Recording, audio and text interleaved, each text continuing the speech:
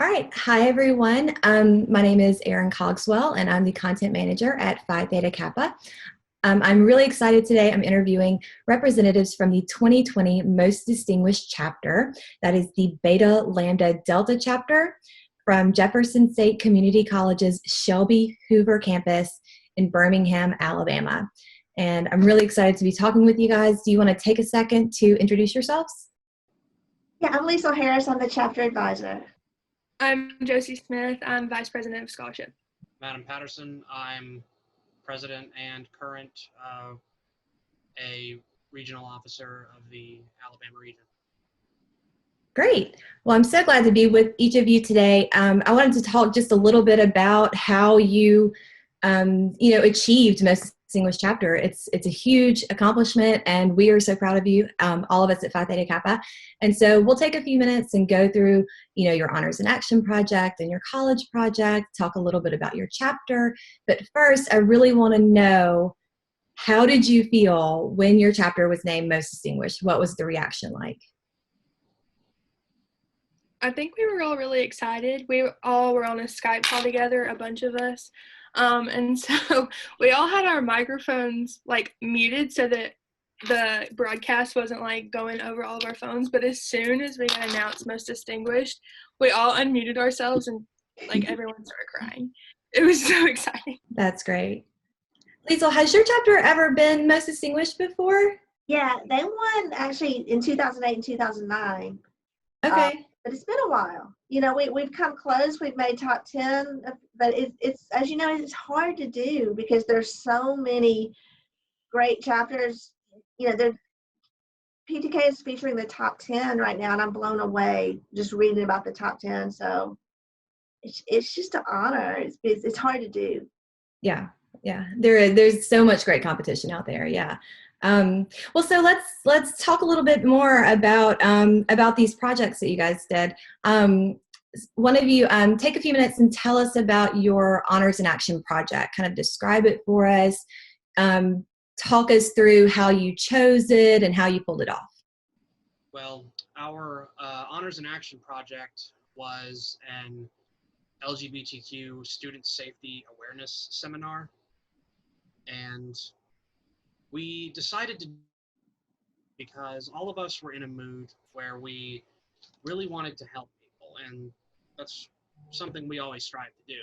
We had a student who was part of our chapter who was LGBTQ, and she had brought up that there were many issues plaguing LGBTQ students in Alabama schools, both public and private, and she presented some data that was very believable. We decided to try it out. We named her as the leader since she was the one with experience, and we created a survey, and we put up posters to encourage some students to take it. And one of the things that encouraged us was that while she was putting up the posters, she was nearly assaulted, and that was pretty much proof to us, yeah, we need to do something about this. And we held a seminar. We invited administrators and representatives from staffs of other schools, and we called them all together to educate them and earn themselves a certificate that would allow them to better help LGBTQ students should they come to them. Wow. And so what kind of an impact have you seen on your campus since you've done this? LGBTQ students aren't as, hidden. They don't shy away. They don't avoid others. They're much more comfortable. I mean, there's still a long way to go, but we've definitely made a very good impact in letting LGBTQ students not only feel safe at our campus, but also welcome. That's great. What theme did you guys choose from the honors program guide and the topic? It's politics of identity, number 3. And was that kind of an obvious choice? Did you or was there a lot of debate on what you were going to focus on? I believe there was some debate. Being from Birmingham, we automatically wanted to talk about Dr. Martin Luther King Jr. But when this trans person in our chapter spoke up and offered all the suggestions, majority of which she had personal experience with, we were thinking, you know, we've got most of our research done right here. We might as well just go for it. Yeah. Wow, that's incredible. And so I would imagine, you know, being in a place like Birmingham in Alabama in the Deep South, I mean, was there any controversy surrounding what you guys were trying to do, or do you feel like it was accepted well?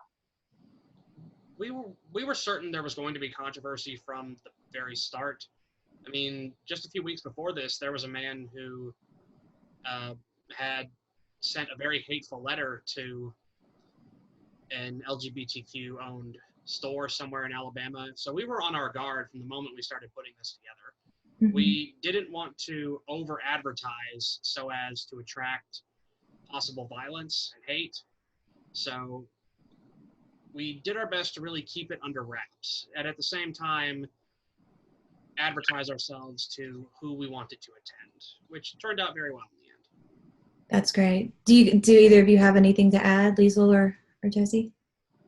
One thing that was really cool is faculty came and staff from all over Alabama, which is really cool because Birmingham is the largest city in Alabama, and it has some resources that maybe places in rural Alabama don't have.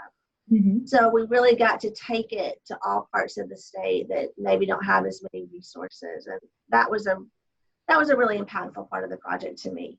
Yeah, that's great. Let's shift gears a little bit and talk about your college project, since you know, both of those are factors into the judging. So tell me a little bit about your college project, how you chose it, how you managed it, things like that.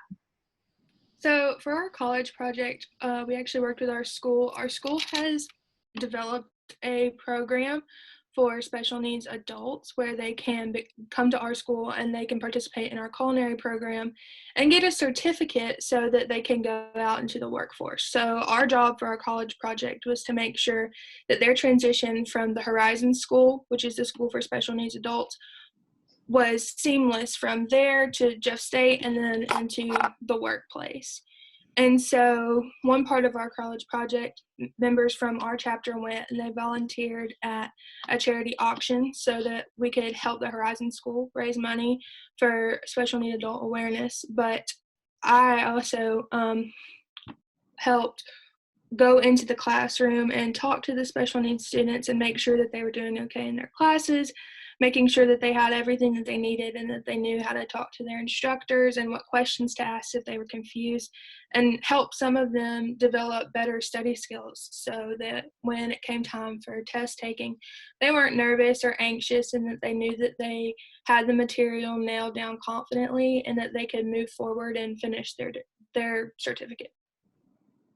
Wow, that's great. So how did you guys choose this project? How did this kind of come into being? The school helped develop the program and the certificate that they could get. So it kind of felt like a natural fit that we would continue to work with them just to make sure that everything that they were doing and setting goals for themselves to achieve was going seamlessly. And is it something, oh, sorry, Lisa, go ahead. I was going to say, Horizons approached us a couple of years ago, and it's just kind of grown. It started with raising money. Then some of the Horizon students started taking classes here, and then the culinary certificate happened. So we've established a relationship with them, and so it's kind of evolved over the past few years. And is this something that you think you'll continue to do, whether it's in your chapter or on some other level maybe? Definitely. We actually continue to work with them, and we're planning on continuing it when we go back to school, because it's kind of hard right now. But we went to a workshop at Horizon School. A bunch of our chapter officers and members got to go and listen to that workshop, which was really, really helpful. And then once we get back to school, we're planning on setting it back in motion so that we have chapter officers that are continuing to go into the classroom and help them. That's great. I would imagine that's kind of the dream of a college project, to establish something that you can continue year after year. That's really interesting. So have you seen any kind of impact from your college projects, like on your campus or in your chapter or anything like that? I definitely think personally establishing the relationships with the Horizon students was something that I benefited from, because they're the nicest kids, and some of them are adults, and they have really, really great questions. And so when I went in there, I was kind of nervous because I didn't know what to expect. I didn't know how many people I would be talking to. But then once we kind of got down, I finished talking to the class, and then some of them stayed behind to ask questions. It was just awesome to see how that relationship could be established between them and our chapter. That's great. I want to learn a little bit more about your chapter itself. Just tell us a little bit about what size chapter you have. Do you have a lot of active members? Do you have a big officer team? Give us a sense of how many people are really involved. Well, we have a fairly large chapter. We have about, I want to say about 15 to 20 officers who regularly participate, including myself. And we add about 25 to 40 new members during each initiation, both in spring and winter. Mm-hmm. And we encourage everyone as much as we can to participate. But often there's just no way to convince them. But even so, we have a very diverse group. We have, I think about 4 of the 15 or 20 are from countries outside of the United States. Wow. Really adds a lot of unique perspectives to us whenever we're looking for ideas. Sure, yeah. Have you noticed any significant growth in your chapter over the last year, over the last several years, or does the membership seem to hold pretty steady? We're doing pretty well in membership, and I think I've seen an uptick in active membership. Okay. So that's good. What do you have any idea what might be leading to that? I think it's the students and the projects they come up with. People see how close they are, and they just want to be a part of that. Community college, you can come and take your classes if you want, and that's fine. But if you want more, like I know Josie's talked about, you weren't expecting to develop such close relationships, were you? But you did. And I don't know if you want to talk about that any, Josie. Sure. So I was kind of apprehensive about going to community college when I graduated high school. I really wanted to go to a 4-year, but I decided, that was kind of the best fit for me at the time. And so the plan was go in, take my classes, get out, and transfer as fast as possible. But I had a PTK member in one of my biology classes the second semester, and we were like, what is this? Because it's a little difficult for PTK members to talk about what it is at orientation, because you do have to be involved for a semester at school before you can get inducted. Mm-hmm. So we were like, he was like, you have to join. It's the best thing ever. And we were like, okay, yeah. So I kind of gave it a test run over the summer, and I was like, I'm just going to try it. I'm going to go to the meetings. I'm going to see what it's like. And I really found my people. Like, I found the people on my campus that I love, that are some of my best friends. One of our chapter members calls me every day to tell me about her life in quarantine. But it's a place where we all just have our own part, but we fit together so well as a team. That's great. Adam, what about you? How did you get involved in Phi Theta Kappa? My story's a bit more boring than Josie's. I honestly didn't have a reason to go into PTK. When I went to community college, I had been homeschooled and I wasn't used to being around people, so it was really a way for me to transition myself. And I had done well in a few classes, and I got a letter from PTK, and I was like, what's this? And I did some investigating and found they were a legit group, and I figured, why not? So I signed up, and from the get-go, I was terrified because I remember my induction had about 100 people in it, and I was just the kid who kept my head down and just kind of followed the group. But over time, I really acclimated to being around people, talking with others, and I soon found that I was able to really grow a lot as a person and as a leader. I'm not afraid to speak in public anymore, and PTK has really done a lot for me, and I'm really glad I joined. That's great. And you're a chapter officer and a regional officer, right? Mm-hmm. Yeah, that's amazing. Those are two really great success stories. I mean, that's just such a true testament to the impact that your chapter is having at your college, and that's wonderful. You mentioned quarantine, your friend in quarantine. Tell me what you guys are thinking for the months ahead. It's probably time to start thinking about your next Honors in Action project, your next college project. There's so much uncertainty about whether you'll be on campus again anytime soon. I mean, how are you kind of planning for that in the months ahead? So we have started researching for our new project. We decided, that's the best way to spend our time. So we still have our regular Friday meetings, and we're going to continue that through the summer as much as we can until we can see each other again, just because that is the best way for us to communicate. Our chapter is really big on brainstorming. Everything that we do usually goes up on the board. So that's one aspect that I think we're missing pretty big, is that we can't visualize it. But we're just researching and doing our best until we can get back to school and hit the ground running. Okay. Liesl, have you heard anything about your college and what the plans might be for reopening? Most of our classes are online this summer. And so we'll just keep Zooming until it's safe. We all want to be together.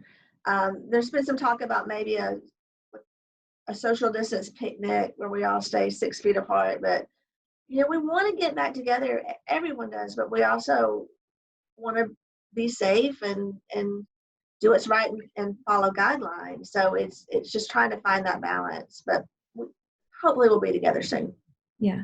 Have you guys had to change anything about, you mentioned you're missing your whiteboard, anything about the way you're having meetings or the way that you're like reaching out to your members or prospective members to try to include them since you're not on campus? Yeah, we emailed all the new members, and several of them are coming to our Zoom chapter meeting. So, we're just using technology, but it's working.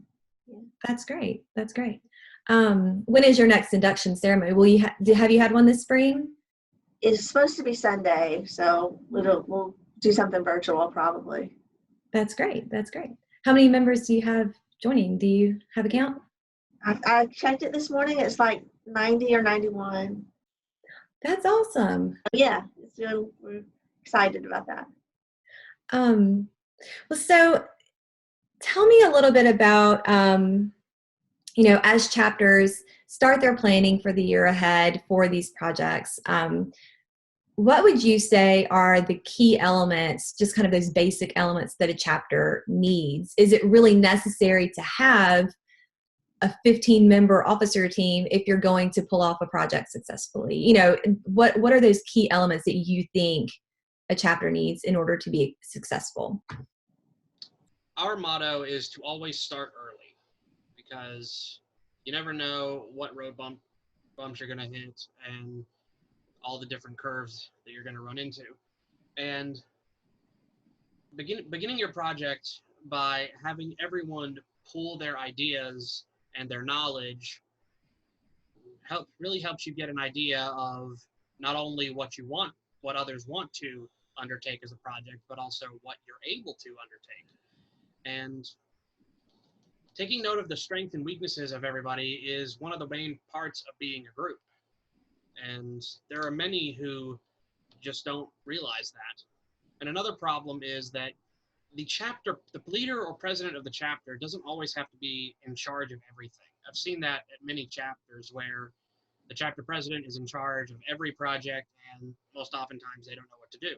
So promoting chapter officers into positions of leadership is not only very helpful for them, but it's the right call in many cases if you really want to get the ball rolling. Do you guys do anything like when you get your new chapter officers, or when you kind of figure out, who wants to be on a leadership committee? Do you do anything special to kind of help with that team building aspect? We take a retreat every spring. Although this spring, that's on hold. So in the past, it's been really helpful to go on retreat together. Okay. Do you have any idea of how you might recreate that in a virtual environment yet? Have you thought that far ahead yet? I would say we're working on it. Yeah. Lots of challenges that always pop up. Well, so just in general, do you have any advice for chapters out there who are hoping to, place in the top 10, maybe even get most distinguished next year? Do you have any advice for them? I think use the diversity of your chapter to play to your strengths. Like Adam said, having the LGBTQ member on our team is what helped us establish this project. And for, our current research, we're using experiences that we might not have or have been comfortable with, but other members in our chapter might know a little bit more about. So if your chapter is diverse, I think definitely using their experiences to help shape the way your project is going to go is something that you should keep in mind. Adam, do you have anything to add to that? No, I think Josie summed it up perfectly. Liesl, do you have any final thoughts on advice? I agree with everything Josie and Adam said, and just find something you're passionate about, and follow the process. Don't skip that research component. Don't rush to action. If you let that process work, it really pays off. Congratulations again. We're really proud of you guys, and we're looking forward to what the year ahead brings for all of you guys. Thank you for talking with me. Thank you. Thank you for having us. Bye.